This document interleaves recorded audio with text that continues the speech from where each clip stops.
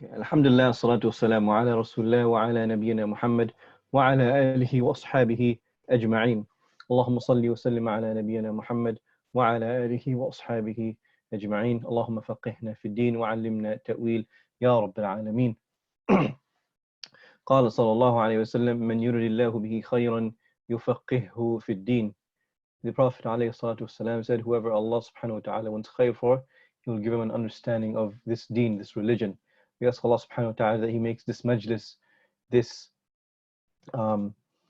He makes this meeting and this gathering a gathering of knowledge and gathering of that which is intended to learn the religion of Islam. And we ask Allah subhanahu wa ta'ala that He makes us from those that He wants khair for. Ameen.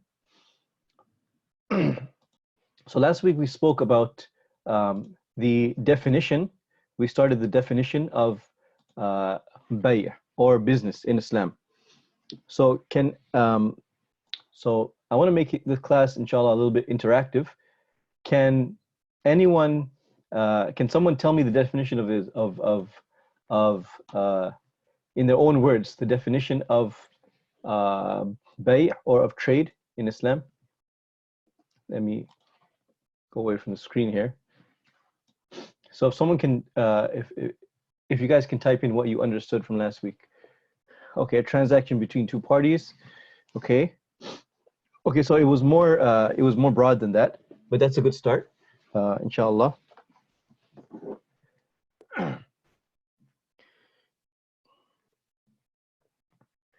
So we said that an exchange of two items, okay, but with a consistent and condition specified. Okay, okay, no problem. Okay, so we said that. So we're going to do a review, and by the way, inshallah, in this class there's going to be a lot of repetition. So there is going to be a lot of repetition, and that is something that is from the sunnah of the scholars and the ulama. They repeat a lot, and if you go to their classes, perhaps you'll see in one class they'll repeat something 3, 4, 5 times, and they'll repeat it in many other classes as well, so that it drives down, you know, the point, inshallah ta'ala. So we said that the definition of bay' in Islam is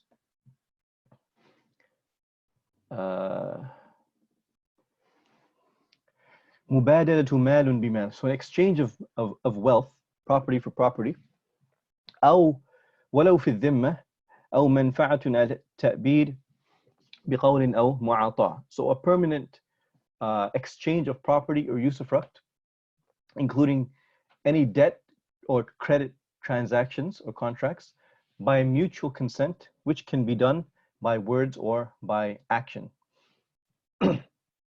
And we mentioned that, so we went into a little bit of the explanation of the definition, and we'll continue explaining it today, inshallah ta'ala. So mubadalatu malun bimal, we mentioned that there are 3 ways that, okay, there's someone writing on the screen. Okay, so there are 3 ways that money can be exchanged, right? There are 3 ways. Number 1 is currency exchange. So currency exchange, when a person exchanges money for money. So a person exchanges, for example, dollars for riyals. And we said that there are special rules concerning this. And of the most important rule is that it needs to be done hand to hand. So it needs to be done hand to hand, yadun biyad, meaning that it has to be done instantaneously. So there cannot be any type of delay when it comes to currency exchanges. And you know, one of the things that a lot of people ask, and I'll just bring it up right here, right now, is the ruling for forex trading, right? And forex trading is of course currency exchange. And from the main prohibitions, or from the main reasons why the scholars and the ulama prohibit forex exchange, is because it is not done hand to hand, or it's not done instantaneously. And what I mean by that is that if you, yes, when you trade in your account, the money shows up there, but the actual transaction gets settled within 2 days. And this is something that's known. If you look it up, you'll find this out. And the scholars have spoken about this as well. That's one of the reasons, but there are many other reasons. So for a currency exchange, it has to be hand to hand, right? And we'll go into more details of currency exchanges and how it occurs. The second way a transaction can occur is by bartering. So a person can take, for example, two people can exchange two properties. For example, a phone and an iPad, right? They can exchange it. No money is being exchanged here. Rather, it's a phone and an iPad, two physical properties. The second and last way that an exchange can occur is naqdun bi'ain, so money or wealth for a commodity. So money for a physical item. And this is normally what happens in our day-to-day transactions, where you go to the store, you take $5 and you buy, a meal, for example, or you buy a book, right? This is the normal transactions.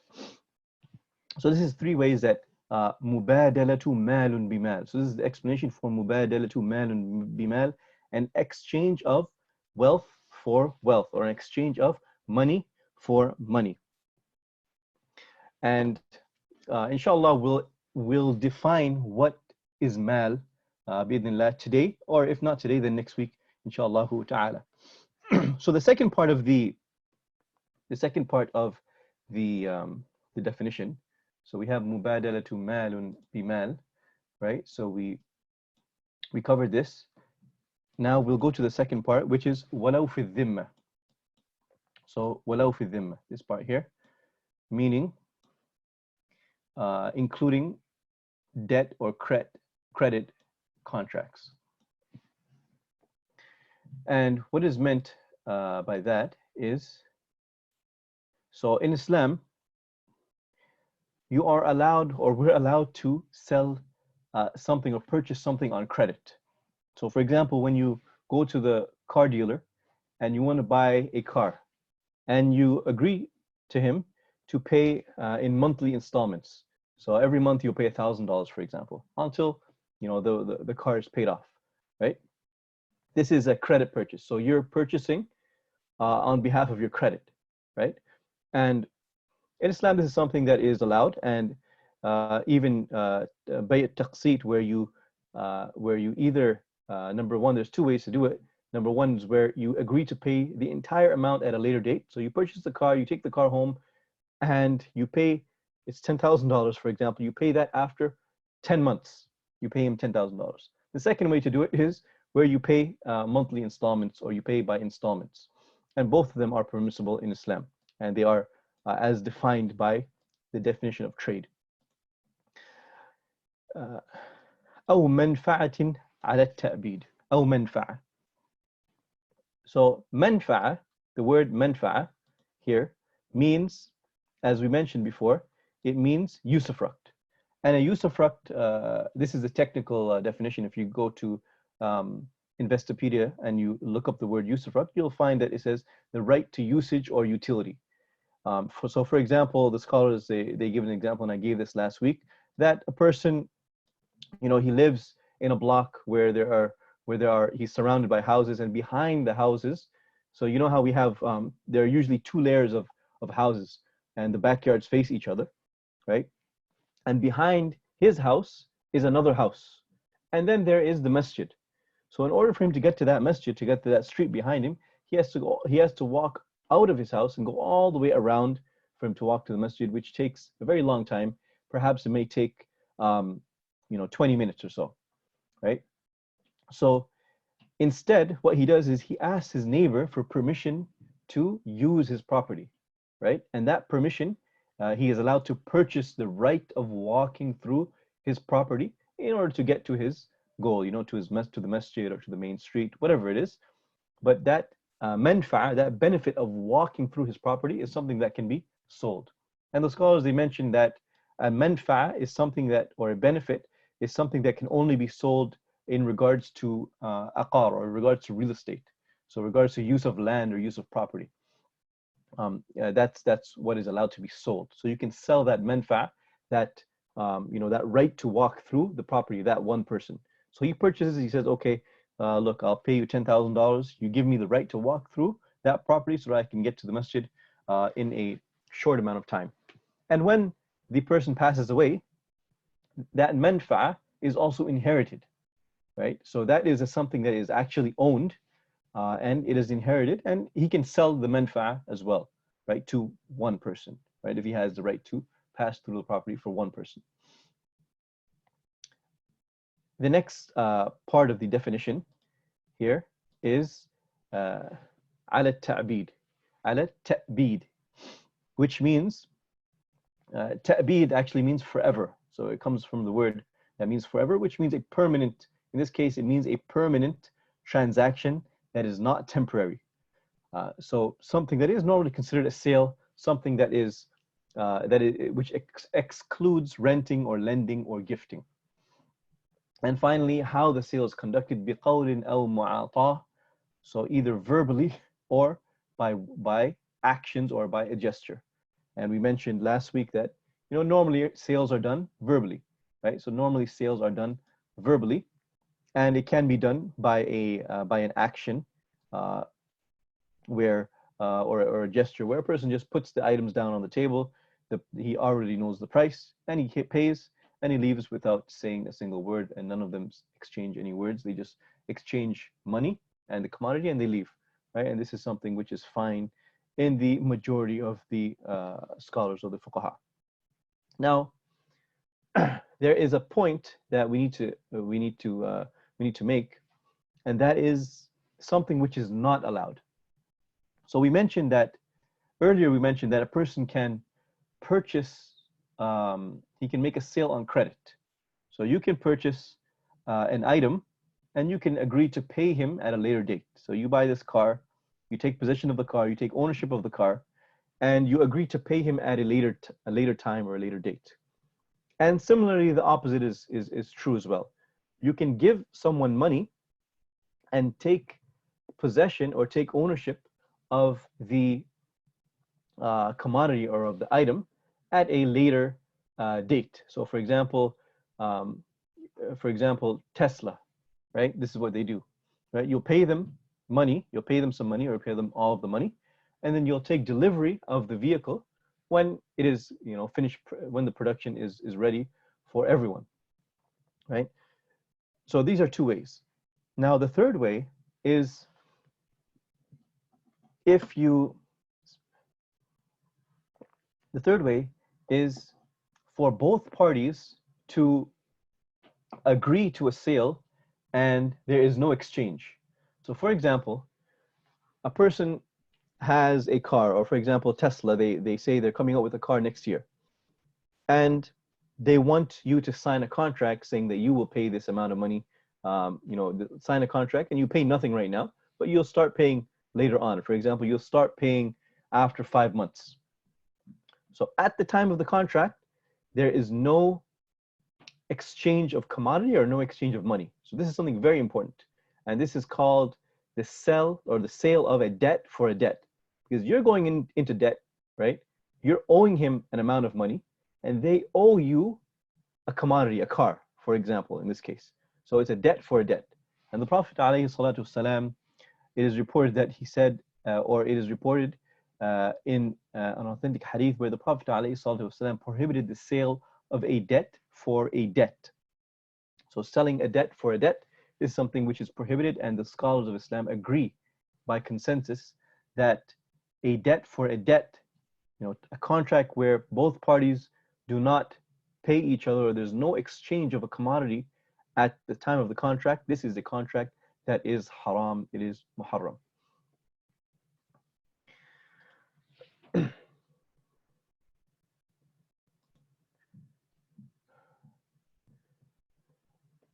Okay, so we covered this, sale of debt for debt. Okay, so pillars of contract. Now I'm trying to figure out how to, okay, let's say clear all drawings, okay, perfect. Okay, so now we come to the pillars of a contract. So the essential pillars of a contract. So there are basically three essential pillars of a contract, and within each pillar, there are conditions under them. So the three essential pillars are, number one is the buyer and the seller. So you have to have a buyer and you have to have a seller in order to have a contract. Number two is the price and the commodity. So you have to have a thing what you're selling, and you have to have the price. You have to have the two things that are exchanged, الثمن والمثمن. And the last part is the offer and the acceptance, or the sigha, or in other words, the formula, how the sale is conducted, whether it's by statement, or it's by a written contract, or it's by just an action, or just a gesture. What happens? So those are the three pillars of the contract. Now we'll go into detail of the buyer and the seller. So the buyer and the seller. So number one is the buyer and the seller have to have trading competence. So the scholars, they mentioned that they have to be jaiz at-tasarruf. They have to be jaiz, literally means to be allowed or to be permitted to. And at-tasarruf means to transact. So they have to have this ability to transact. And now what does that mean? So the scholars define it as, number one, they have to be free. So a person that is a slave is not allowed to buy and sell unless he has permission of his owner. And of course, we don't have slavery these days, but knowing this and learning the knowledge is something that we should always pass on, because you never know when slavery can come back. And if it does come back, we have to have this knowledge which is preserved, which goes on from generation to generation, so that we know what to do in these cases. And this is, subhanAllah, this is the wisdom of Islam. Islam comes for all times. So if ever slavery would ever come back, we have the rules and the regulations in place there, and we know how to deal with it. Alhamdulillah.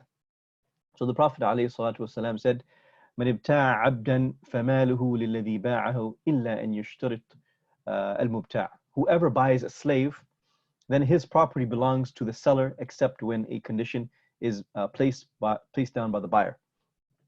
So the person that is a slave, his wealth is owned by his owner, because the owner owns the slave, and whatever the slave owns is also the owner's. Number two is he has to be baligh, so he has to be over the age of puberty.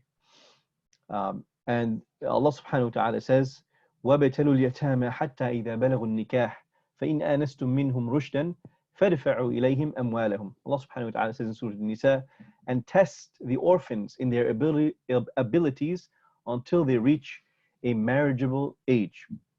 Then if you see them in sound judgment, release their property to them.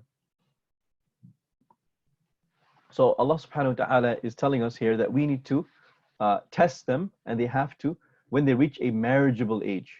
So we test them when they reach a marriageable age with some of their wealth. So the scholars, they mention in the tafsir of this ayah that when you have an orphan, or even your own child, he is not allowed to use his wealth as he pleases until he reaches the age of puberty. When he reaches the age of puberty, then you give him some of the wealth to see how he spends it. Does he purchase things which are good, which are beneficial for him? Does he buy things at a good price, or is he overspending for something which is a very cheap price? And when he sells, if he's selling, does he sell at a good price? Does he buy low and does he sell high? Right. So the scholars, they mentioned this ayah as a proof for that, right? That you test your children when they reach the age of puberty with money. So a person he has to be free, he has to be baligh, so hurran balighan aqil, so he has to be sane. So the Prophet ﷺ, he mentioned that رُفِيَ الْقَلَمُ عَلَى الثَّلَاثِ, the pen is lifted upon three people, and from them is the majnoon hatta yu'qal, the person that is insane, or his aql has left him. So this person, he is not accountable for any actions that he does. So this is the proof, or the dalil, that the scholars use, that a person has to be sane in order to conduct a transaction. And finally, number 3 is he has to be Rashid. So he has to be, Rashid is a person that it has rationale. So a person has to be Rashid. And in this case, there are different types of Rashid. And the scholars mention that he has to be Rashidun fil bay'. So he has to have rational, rational knowledge, or he has to have a sound comprehension in buying and selling. So as the ayah above, or as the ayah that we mentioned before, وَابْتَلُوا الْيَتَامَ حَتَّى إِذَا بَلَغُوا النِّكَاحَ فَإِنْ آنَسْتُم مِّنْهُمْ رُشْدًا. So if they test them, if you see them rushdan. Rushdan means to have sound judgment. So if they have this rushd, this sifa, or this quality of rushd or rashid, have a rational, sound comprehension when it comes to buying and selling, then you give them their money. So these are the 4 conditions, or 4 descriptions of a person that is jaiz at-tasarruf, a person that has trading competence. So are there any questions? Are there any questions?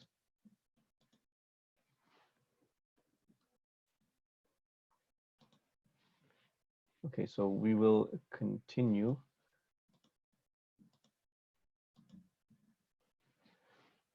Okay. Just looking for, okay. Any questions? No? Okay. We'll continue inshallah. So the second condition, which we mentioned, or the second condition of the buyer and the seller, is that they must have mutual agreement. So there must be mutual agreement. And in order to have mutual agreement, they must not be forced. So the Prophet ﷺ, he said, إِنَّمَا الْبَيْعُ عَنِ التَّرَاضِي. So indeed, transactions must be done on or by mutual consent. And this hadith is mentioned in Sunan ibn Majah, and it's authenticated by Shaykh al-Albani. And inshallah, all the ahadith that I mentioned, all the ayat, will be given in the notes, bi'idhnillahi ta'ala. So there are certain cases where a person is forced. And if a person is forced to do something, then this does not count as a transaction. So this does not count as a sale. So for example, if a person, he puts a gun to your head and he says, look, sell me your car for, $100. And he gives you the papers, he says, look, sign here, make it official, etc. Right? And, you do all the paperwork, everything's good, you transfer the car to him, right? He now owns the car, right? In reality, this sale is an invalid sale. It's a sale that is batil. And you can go back to him, or you can go back to the courts. Islamically, you can go back to the courts and you can complain and you can say that, I didn't really sell it to him, you were forced to. And if you don't get your rights in this dunya, then inshallah ta'ala, in the akhirah, you will get your rights. Secondly, there is a type of forcing which is allowed. So there are 2 types of forcing, where a person does it unjustly or unjustly, and a person that is forced justly. And when we say forced justly, a person can be forced justly by a number of means. Number one is, or an example would be, that if a person, for example, this happens with a lot of business people, that they have a lot of debt, right? What they do is they take a lot of debt and then they sell items, right? So for example, a person, he has incurred a lot of debt, right? Maybe from 5, 6 different people, right? So he's indebted to these people. He owes them money, right? He's taken products from them and he hasn't given them their money. Now, these people are asking him for his money and he's not paying them, right? Now the government, they complain to the government, and the government steps in and basically declares him bankrupt. So what do? They sell off all of his assets, so his house, his car, whatever his assets are, and then they give it to those people that he owes, right? So selling off his assets, how do they sell it off? They sell it off without his consent, right? So that is, he's being forced but he's being forced in a just manner because he owes these other people. Another example would be, for example, if you're taking if you've taken a loan from someone and you've given him a collateral. So for example, you go to your brother, you say, look, I need $10,000 in cash as a loan. And he says, okay, no problem. But give me something to secure this loan. Right? So he says, oh, okay, uh, I'll give you my car. Right? So he gives him his car. He has two cars, for example. He gives him one of his cars, which is worth, $10,000 or maybe $8,000. And he says, okay, look, you have the car. Once I return you the money, then you'll give me the car back, inshallah ta'ala. So he'll give him the car back once he returns the loan. Now this person, he takes long and he doesn't return the loan.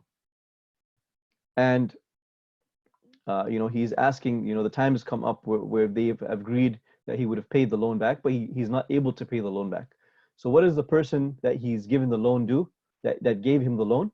He sells the commodity, he sells that rahan, that security deposit, that security collateral that he's given, and he sells it without his mutual consent. He sells it, and then he takes the money, and whatever is extra, he'll give it back to the owner. If there's if there's not extra, and if he still owes him, then instead of owing him 10,000, he'll owe him whatever the amount he got for the car, whether it's 8,000 or whatever it is. And we'll go into more details in that when we talk about the chapter of Al-Rahin. So there are ways that people are forced unjustly and ways that people are forced justly. Number 3 is that the buyer and the seller must own the property that they're transacting, or they must have authority over that item that they are transacting. So number 1, as we mentioned, he must be the owner, or he can be an agent. So a person can be a wakil. So for example, you own a company and you have you have workers under you. You have one person that you have made his job is to go purchase on your behalf, purchase or buy on your behalf, right? Purchase or sell on your behalf as well, right? So a person that is made an agent by someone, he can transact on that person's behalf. Number 3 is al-wasi. So a wasi is a person that is in charge of distributing the inheritance after the person has died.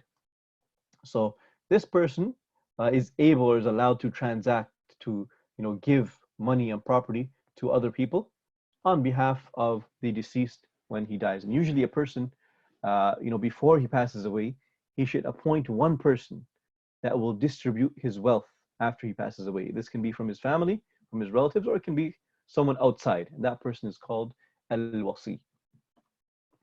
The third person is the guardian, or al-wali. And the wali is someone who the Sharia has given permission to conduct transactions or handle the affairs of on their behalf. So for example, a father is the wali of a child's wealth. And he's also the wali of a woman or his daughter in marriage, right? So he is responsible to transact on behalf of his children once they have not reached the age of puberty. So he can buy and sell their wealth.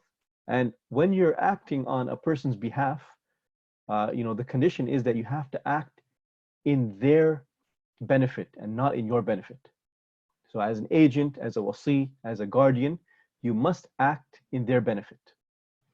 And finally, a nadir, which is a nadir al-waqf, a person that is in charge of a waqf, a person that is in charge of an endowment.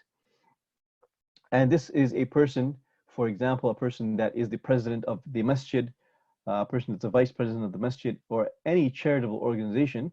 They are allowed to transact and to conduct, buying and selling on behalf of the masjid or on behalf of that charitable organization that they are, in charge of. And again, when you're conducting a transaction on behalf of someone else, you have to act in their advantage and not in yours. So you have to be buying and selling for their for their benefit and their advantage, and not for yours. So you can't be selling the property of the masjid, or selling the property of someone that has passed away to yourself for a very cheap price, right? The advantage has to be in the person that you are transacting on their behalf. It has to be in their favor.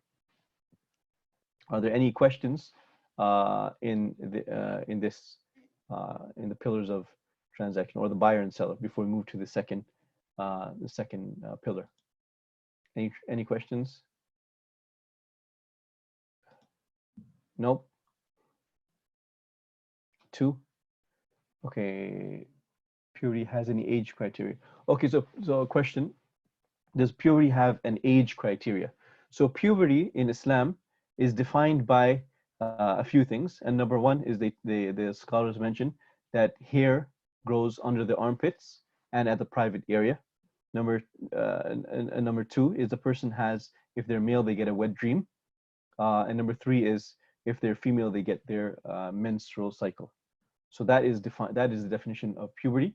And for a male or female, if they have any of these signs, then at the age of 15, that's when they become the age of puberty, or that's when we act with them as we do ta'amul, we act with them, or they are responsible and they are held accountable. They have reached the age of puberty if they haven't had any of those signs by the age of 15, inshallah ta'ala. Anyone else? Number 2. What? Number 2. Nadeem. There is Q&A after. Yes. 2. No. Okay. There is Q&A after, but inshallah after every section, I'll be taking questions just so that we can, kind of go ahead and understand what we're studying as well at the same time. Okay, so we'll continue now. So the price and the commodity. Sorry.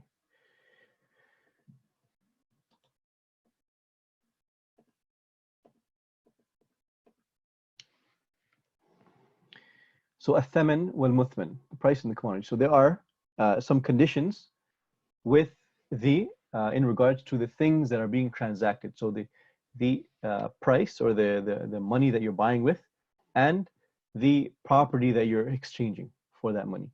So number 1 is that it has to be مقدور على تسليمه, which means you have to be able to hand over that property or that item that you're selling or that you're buying. And Allah subhanahu wa ta'ala says, يا أيها الذين آمنوا إنما الخمر والميسر والأنصاب والأزلام رجس من عمل الشيطان فاجتنبوه لعلكم تفلحون. Allah subhanahu wa ta'ala says that, all you who believe, indeed intoxicants, gambling, and Allah subhanahu wa ta'ala, he goes on mentioning other things, are from the works of shaitan, so avoid them, may you be successful. And the scholars, they mention that selling something which you're not able to deliver, or there is doubt whether you're able to deliver it, comes from al-maysir, which means to gamble. So for example, the scholars, they mention particularly selling a bird in the sky. So for example, you're selling a bird in the sky. You may own the bird or you may not own the bird. However, whatever the case may be, if you sell something, a bird in the sky, you're not able to deliver it to him right away, right? You're not able to deliver that bird to the owner or to the person that you're selling right away, right? Similarly, fish in water, right? So if you're selling fish in an ocean, in water, you say, look, you have a fish and it's in the ocean. I'm selling it to you for whatever this price, $10, right? You're not able to deliver that item right away, right? However, if you're selling if you have a pond and you sell a fish where you're able to take it and give it to the person, then that's a different story. That is allowed, right? But we're talking about selling something that you're not able to deliver, or there is a doubt whether you're able to deliver it or not. So anything, for example, another example they give is a runaway animal. So for example, you have a camel, or you have a horse which has run away, and you tell someone, look, I'm selling you this camel for $100, right? Very cheap price, right? Normally it goes for the thousands of dollars, but because it ran away, you're not sure. But listen, if you find it, $100, right? Give me $100. If you find it, you keep it, right? And this is the exact definition of al-maisir. Al-maisir, which means to gamble. So gambling in Islam means, or the definition is, where you put some money down and you go into this transaction not knowing if you're going to gain or if you're going to lose. And if you gain a very big amount. So you put $100 and you gain a big amount. If you gain the entire camel or the entire horse, which is worth thousands of dollars. But if you lose, then you lose everything, right? So you put $100 and you lost the whole thing if you can't find that animal, right? So it's a gain, which is a very significant gain, or something that you significantly lose all of your money where you put down. That is the definition of gambling, maisar. So something where you're not able, or it's doubtful whether you're able to deliver this item or not. This is something which is prohibited in Islam to sell. And the Prophet ﷺ, reported by Abu Hurairah radiyallahu anh, naha an bay'il gharar. The Prophet ﷺ said, or he has prohibited the sale of gharar, which is uncertainty. The second condition of the things being exchanged is it has to be ma'loom, it has to be known. So both the amount that you're buying the item for needs to be known, and the property that you're buying needs to be known as well. And the ways to know it. So how do you know it? Number one is by seeing it. So you can know an item by looking at it. So you go, for example, you're buying a house. You go into that house and you take a tour and you're looking at the house. You go into every room and you check it out, right? Number two is sifatun takfi fi salam. So you're actually able, the second way to know or to have knowledge of an item is by description.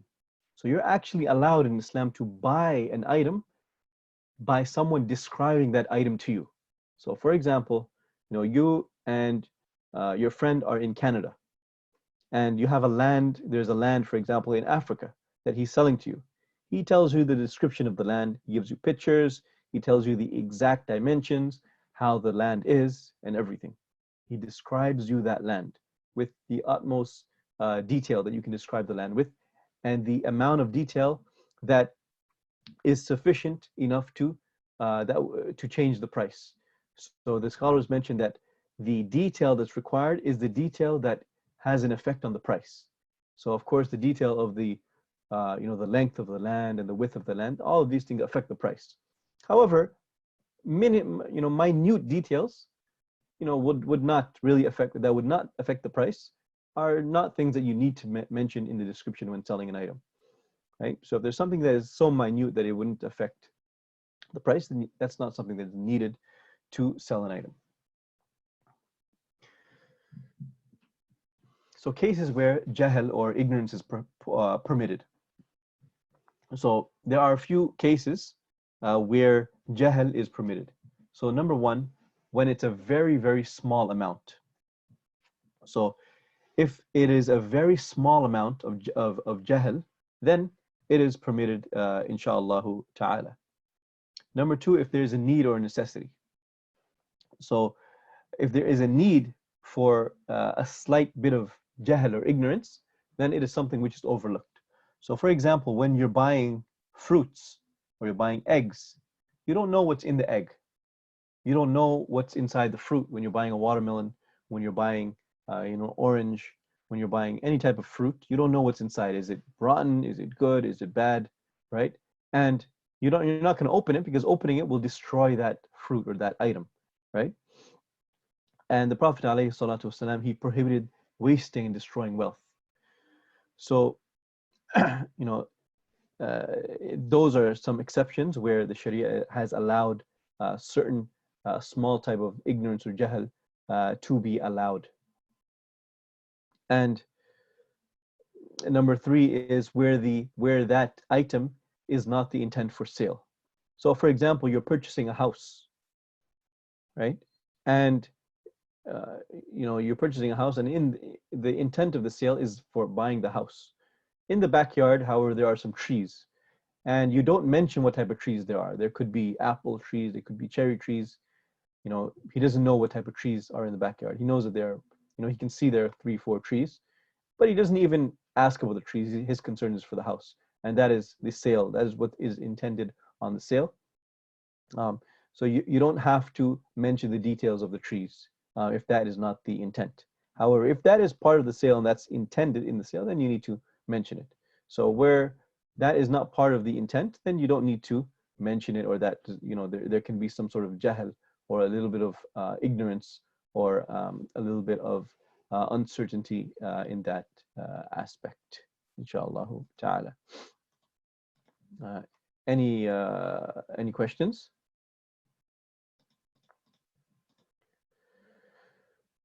Okay.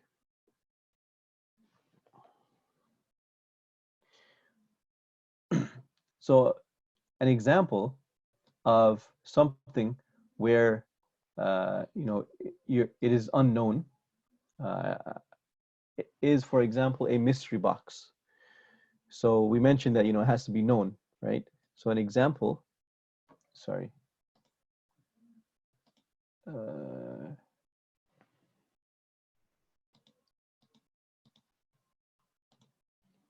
So an example, so we're talking about known here. Can everyone still see the screen? Okay. Yes, one. Okay, perfect. How much is very small? So that is relevant. So when the scholars mention a very small amount, this is relevant to the customs of the people, right? So a very small amount is relevant to the customs. So people, maybe, for example, in Canada, it could be different from those in Saudi Arabia, or it could be different from those in different countries. So whatever is relevant and whatever is known to be the amal, or to be, what is customary in the markets of the people, that is very small amount, then that is what is permitted, inshallah ta'ala. There's no, there's no measure, or no dabit, or no, particular amount that we can go back to that is mentioned in the Sharia. But that is a very good question. So as I was mentioning, something that is not allowed is a mystery box. So a mystery box, this is an example, and I've seen this for sale on eBay.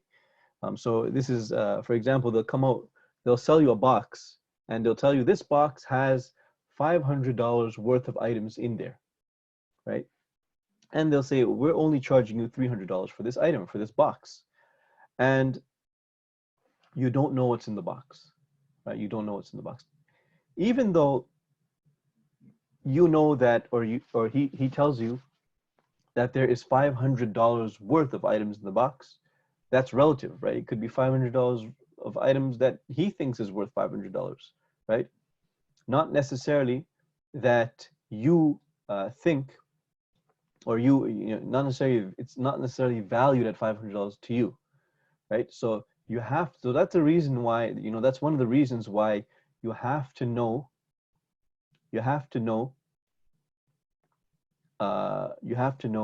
what what the items are that you're selling, right?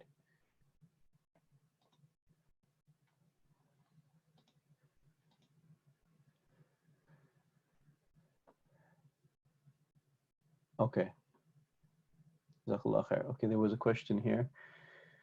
Can everyone see the screen? Yes. Okay. Okay. Yes. Okay. Question.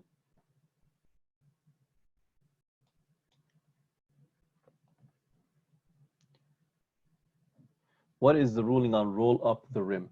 Okay. So rolling up the rim is a competition, and we will get into competitions later on. That will be probably one of the last sessions.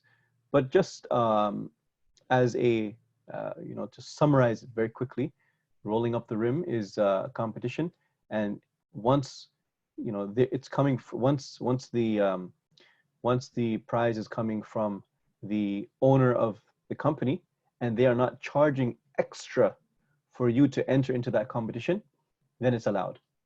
If they're charging you extra to go, they're charging, one cup of coffee, for example, costs $1, but for the cup of coffee with that competition, the roll of the rim competition, it costs $1.25, right? So you're paying that extra $25 to get into that competition, then that would be considered gambling. If you're not paying anything, then it wouldn't be considered gambling according to the current fuqaha, the majority of the current day fuqaha, inshallah ta'ala. And we'll go inshallah into detail.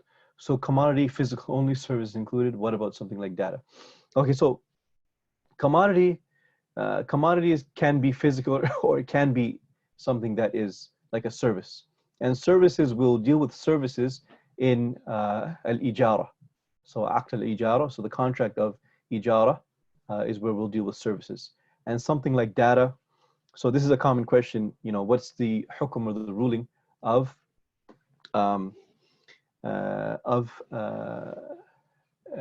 like unlimited data? Okay, so before we finish, let me close up, inshallah. It's 1 hour, so we'll be finishing here and we'll be starting back next week, inshallah.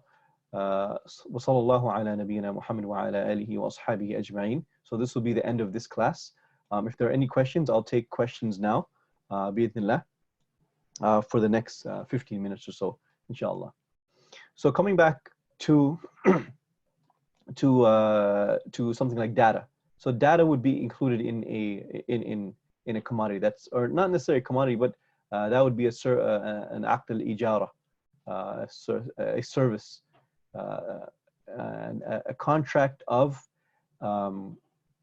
either like where you're benefiting from a service, right? So for example, you're benefiting from using a service, like using the service of using a property, you're renting a property, or you're benefiting, they're allowing you to use up to 100 gigabytes of data or unlimited gigabytes of data, etc. So that's something the scholars have mentioned, unlimited data, buffets, stuff like that. You may say that, one could say, they could make the argument that this is something that's unknown, right? You don't know how much food a person's going to eat. You don't know how much data a person's going to use, etc. But the scholars have mentioned that when the companies have made these type of contracts, they have an average amount of how much data or how much a person normally eats, and they base their price upon that. So it is allowed, inshallah ta'ala. And they said that it is similar to what they had before. Back in the days, they had something called a hammam, so a washroom or a public bath where you would enter, you would pay one amount, and you would use water and you would use soap, and it's something that's not, it wasn't measured. They wouldn't give you a certain amount of soap or a certain amount of water. You would just use whatever is there. Inshallah ta'ala, it's something that is fine. Bismillah. Assalamu alaikum. Wa alaikum assalam wa rahmatullah. The question that I have is with regard, you mentioned something about data. Now, when it comes to data from telecom companies, and then there's a third party who's offering solutions to be able to discount or negotiate, and they're charging money to be able to negotiate with the telecom companies. Is that something that is allowed? So I didn't hear the first part of the question. What was the first part? It comes to data. There's what? So there's for example, there's a consultant, right? Okay. Who's charging money for techniques to be able to negotiate with the telecom companies, right? Okay. To be able to undermine and cut them, to be able to get discounts from them. But he's charging for that information at the detriment of the telecom companies, right? Is this something that we can participate in to be able to get that information, or is that considered not allowed? Or is that considered what? Is that considered not allowed, or what would that be considered as? So yeah, it would be you're paying someone on behalf. You're basically paying an agent for you to go and purchase something on your behalf, right? And his responsibility is to act on your behalf and to act in your advantage and to act on your, for your, for your benefit, right? It's the same thing as, for example, you paying a lawyer, right? The courts are accusing you of something and you pay a lawyer to defend yourself, right? It's kind of like the same thing where you pay someone to go do the best job they can for that. And there are different people that can do different jobs. You may not be able to get the cheapest price. That's why you pay someone. So that's perfectly fine. I don't see why that would be haram or why that would not be allowed. Jazakallah khair.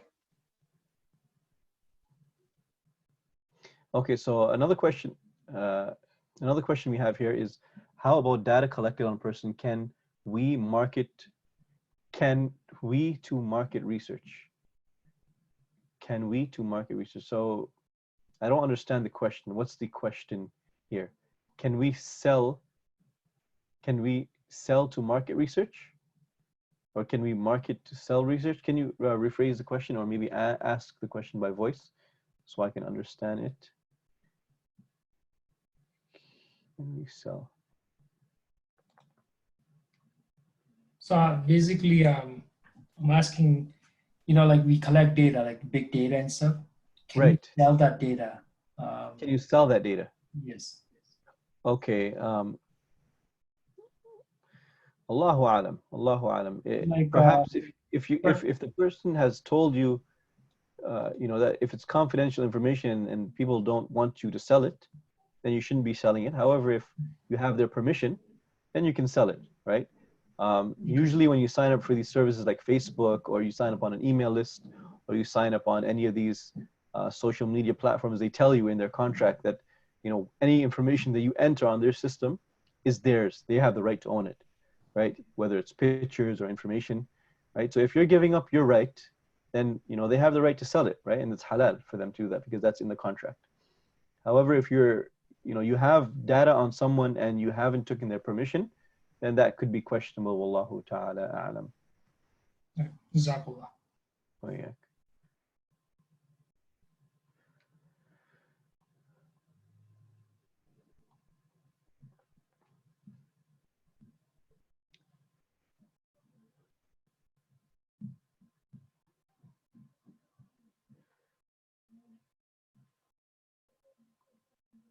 So to confirm, you can't sell something that is also dependent on another contract. So if you can explain more what that means, Abdur-Rahman, if you can explain more what your question means, maybe give an example, then I could perhaps understand it clearer, inshallah ta'ala. Example, I will sell you a market report, but expect to get data from a third source. So yeah, this is fine. If you're selling so we'll come to the contract of as-salam, right? Which is selling something which you do not necessarily own at that time, but you have the ability to obtain it or to own it in the future, right? So there are special conditions for this type of contract. The person has to pay you upfront everything at the beginning of the contract, and then you deliver at a later date. So for example, correct me if I'm wrong, but for example, I say that, look, I am selling you 100 tons of apples, but I'm going to deliver it to you in December, for example, and you give me the money now. So you give me that money now and I'll deliver to you later, right? Which is kind of like what you're saying here, where you sell the market report, but you expect to get data from a third source, and so you're kind of giving him the report later, if I understand correctly. So you're selling it to him and then you deliver it later. Is that correct, Abdur-Rahman? Correct. Okay, so that's fine, inshallah ta'ala. The concept of that is fine. Whether you get it from that contract that you have signed or you get it from somewhere else, you're responsible for whatever you've sold. But that's a very good question. So a lot of the questions, mashallah, will be answered throughout the course. So inshallah, stick around. I'd advise everyone to stick around for the entire course. there's a lot to come and a lot of relevant information, inshallah ta'ala.